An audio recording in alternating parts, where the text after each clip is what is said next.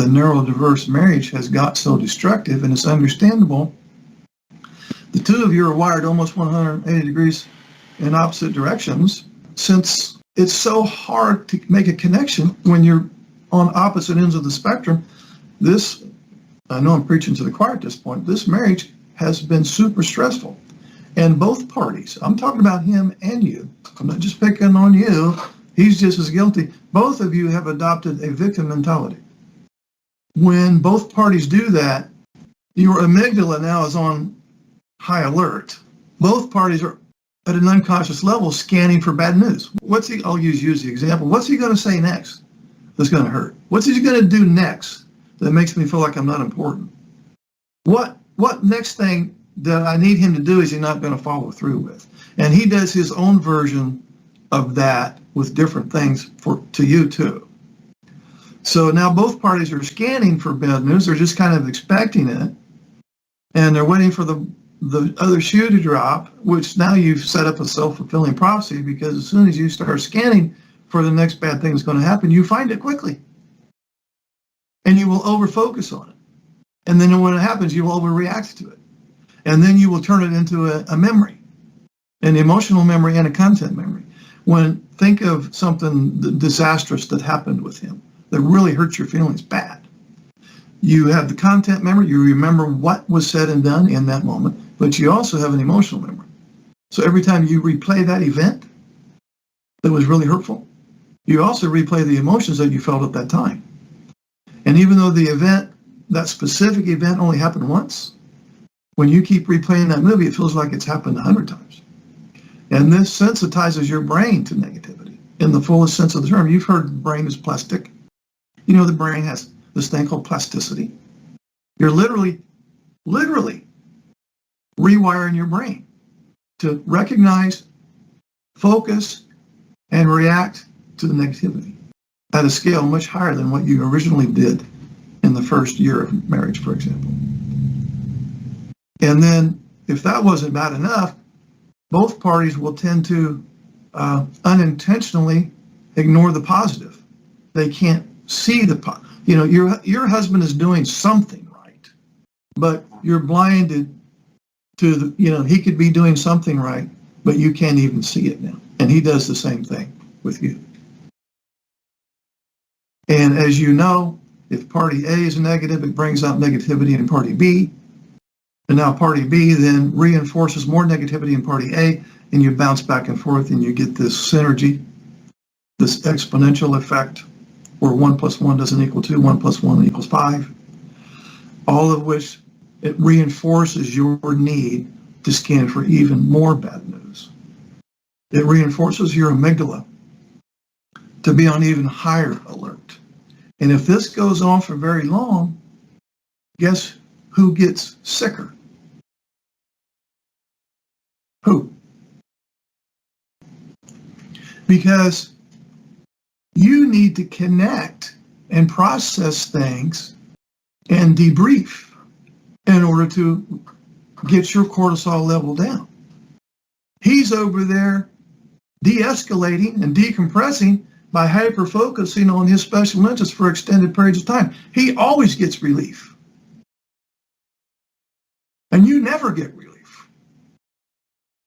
That's why she's the one that's always complaining about depression and fibromyalgia and rheumatoid arthritis and autoimmune disease and numerous other things, because she never gets off of the cortisol hot plate. And this doesn't make you feel any better, I understand that, but I want you to know what the hell's going on. At the very least, maybe you will take some of these things less personally and realize, okay, well, he did that shit again, but I'm pretty sure based on what I know now, that was a trait. I don't think there was a malicious intent. I don't even think he knew what the hell he was doing. He didn't even know what's going on half the time. So not only was there not any malicious intent, he was totally absent. His behavior and the consequences of his behavior and how it impacts me doesn't even register in one brain cell. It was not premeditated at all.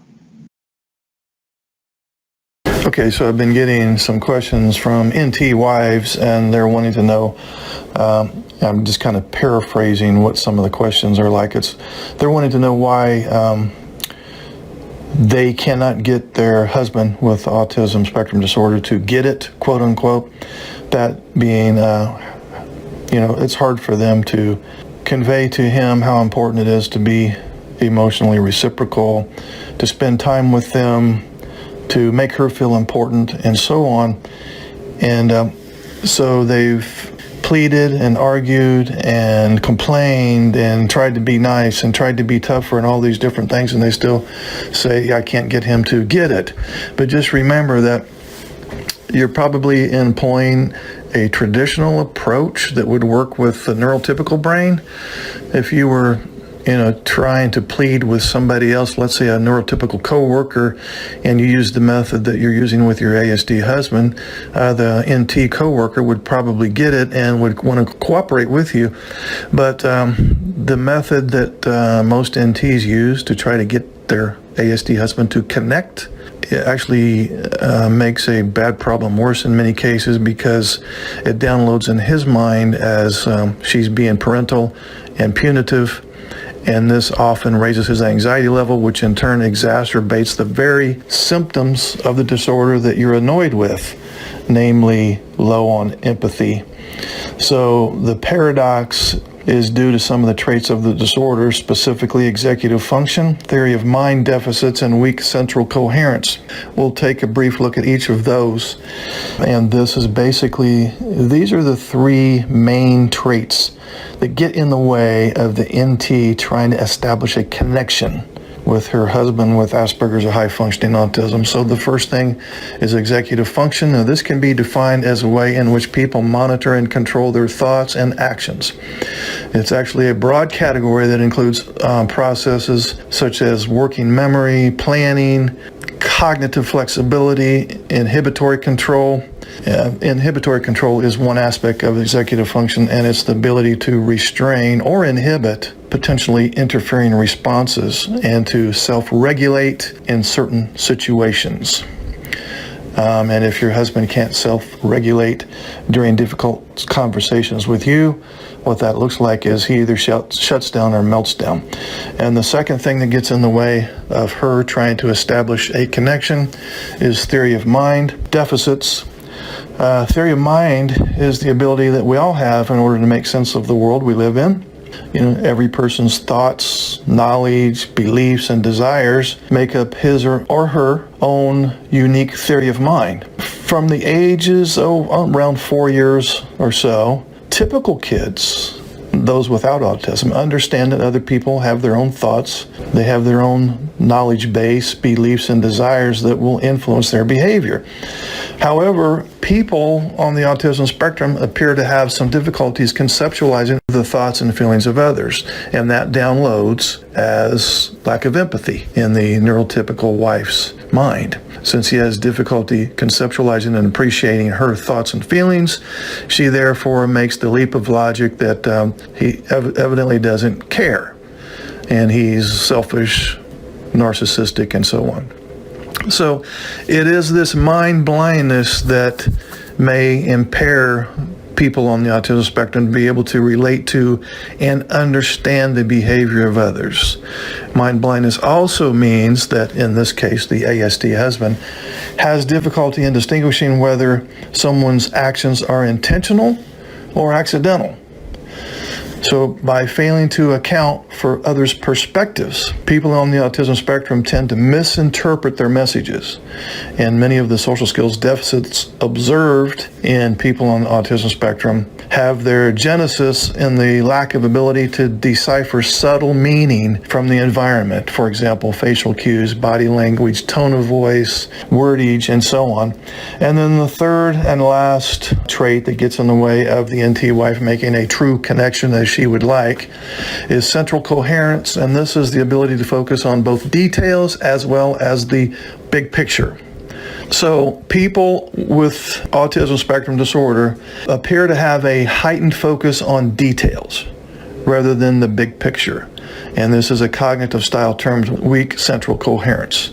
Now, this was the reason in this case, the ASD man has hypersensitivities to sensory perceptions. So the inability to hold information in mind in order to use it later in other tasks is what causes the person with ASD to lack central coherence. A lack of cognitive central coherence can easily cause, in this case, the ASD husband, to miss important and subtle cues that create meaning in a social context.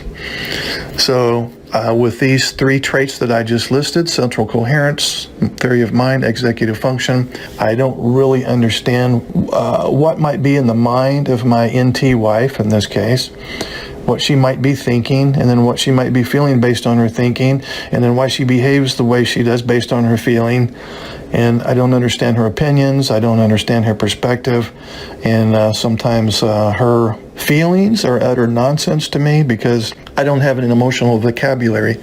I'm out of touch with my feelings, and therefore I'm out of touch with her feelings as well. So, long way around the bush to describe this, but in a nutshell, you have the NT wife who is highly social and highly emotional, and then you have the ASD man who is low perhaps in social skills and emotionality, but very high in logic. And so she appeals to him through emotions and from social competencies, while he tries to appeal to her through logic. She's speaking German, he's speaking French, and they don't understand one another.